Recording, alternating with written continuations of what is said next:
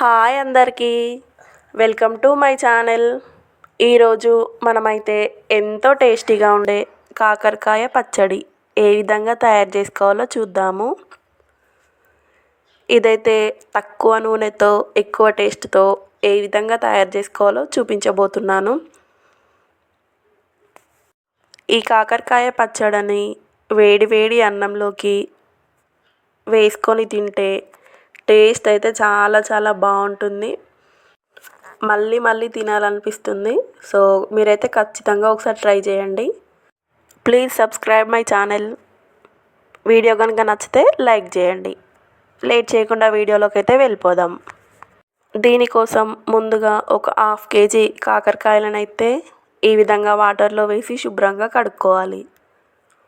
కాకరకాయలను అయితే మంచిగా ఈ విధంగా రౌండ్గా సన్నగా అయితే కట్ చేసుకోండి.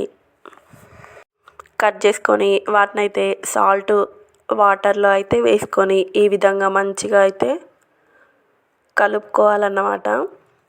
అప్పుడైతే మనకు చేదు ఎక్కువ లేకుండా ఉంటుంది.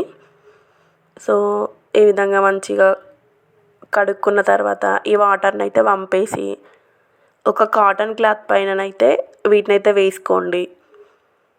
కొద్దిగా తడి ఆరే వరకు అయితే వేసుకుంటే సరిపోతుంది. నేనైతే ఒక 1/2 hour అయితే ఉంచుకున్నాను. ఈ విధంగానే 1/2 hour తర్వాత నాకైతే మంచిగా ఈ విధంగా ఆరిపోయింది, తడి లేకుండా. మనకి ఈ విధంగా ఉంటే నూనె కూడా ఎక్కువ పీల్చదు, తొందరగా ఫ్రై అయిపోతాయి అన్నమాట కాకరకాయలు కూడా. సో అందుకనే ఖచ్చితంగా అయితే ఆరబెట్టుకోండి. ఇప్పుడు స్టవ్ ఆన్ చేసుకొని ఒక మూకుడు పెట్టుకొని అందులో ఒక 2 tablespoon ఆయిల్ని అయితే వేసుకోండి. వేసుకొని ఈ కాకరకాయ ముక్కలను కూడా వేసుకోండి. అన్ని ముక్కలని ఒకేసారి కాకుండా 2 పార్ట్లుగా అయితే చేసుకొని హాఫ్ అయితే వేసుకోండి. వేసుకొని స్టవ్ అయితే హై ఫ్లేమ్లో పెట్టుకుంటూ మంచిగా కలుపుకోండి.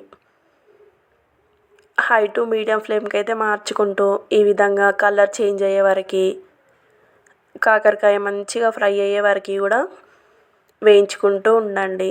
నేనైతే మధ్యలో ఇంకొక 1 tablespoon ఆయిల్ని కూడా యాడ్ చేసుకున్నాను. మరీ తక్కువ ఆయిల్ వేసుకుంటే ఇవైతే తొందరగా మాడిపోతాయి అన్నమాట. సో అందుకనే మధ్యలో ఒకసారి అయితే 1 tablespoon ఆయిల్ని అయితే వేసుకున్నాను. సో వేసుకొని ఈ విధంగా కలుపుతూనే ఉండాలి హై ఫ్లేమ్లో పెట్టుకున్నప్పుడు మాత్రం, లేకపోతే మనకి మాడిపోతుంది.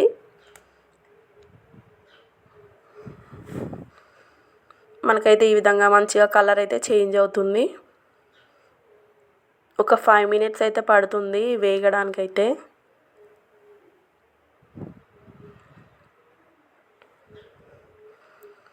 మనం ఎంత మంచిగా వేయించుకుంటే అంత బాగుంటుంది పచ్చడి కూడా. సో వీటినైతే పక్కకు పెట్టుకోండి. ఇప్పుడు ఇదే మూకుడులో ఇంకొక 2 tablespoon ఆయిల్ని అయితే వేసుకొని మిగిలిన కాకరకాయ ముక్కలను కూడా వేసుకోండి. వేసుకొని వీటిని కూడా కలర్ చేంజ్ అయ్యేంత వరకు అయితే మంచిగా వేయించుకోండి.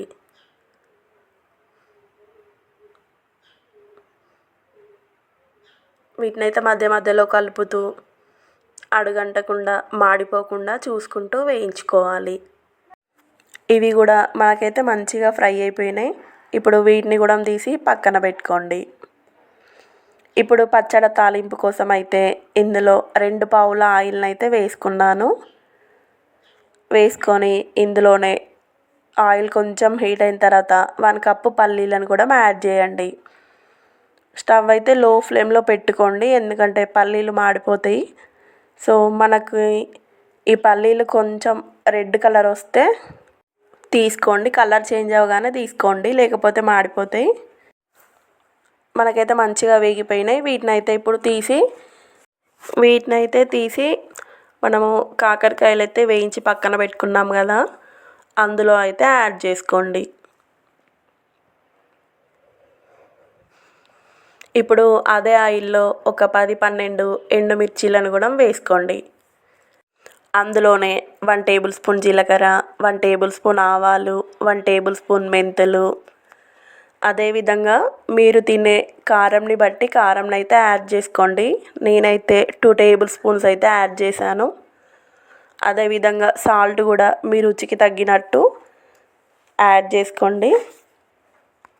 యాడ్ చేసుకొని స్టవ్ అయితే ఆఫ్ చేసుకోండి. ఇందులోనే కొద్దిగా ఆవాల పొడిని కూడా యాడ్ చేసుకోండి. ఈ మొత్తాన్ని అయితే చల్లార్చుకున్న తర్వాత ఈ కాకరకాయ ముక్కల్లో అయితే యాడ్ చేసుకోండి. అదేవిధంగా ఒక పెద్ద సైజు నిమ్మకాయని కూడా రసం తీసుకొని యాడ్ చేసుకోండి. నిమ్మరసం యాడ్ చేయడం వల్ల మనకైతే టేస్ట్ చాలా చాలా బాగుంటుంది. ఖచ్చితంగా నిమ్మరసంని అయితే యాడ్ చేసుకోండి.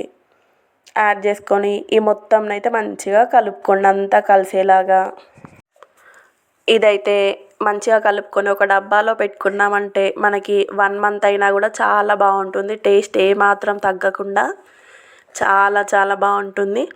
దీన్ని పెట్టిన వెంటనే కాకుండా నెక్స్ట్ డే అయితే మనం తిన్నామంటే టేస్ట్ అయితే చాలా బాగుంటుంది. ఖచ్చితంగా ఒకసారి అయితే ట్రై చేయండి. మళ్ళీ మళ్ళీ ఇలాగే చేసుకొని తింటారు. So subscribe my channel. Thank you for watching.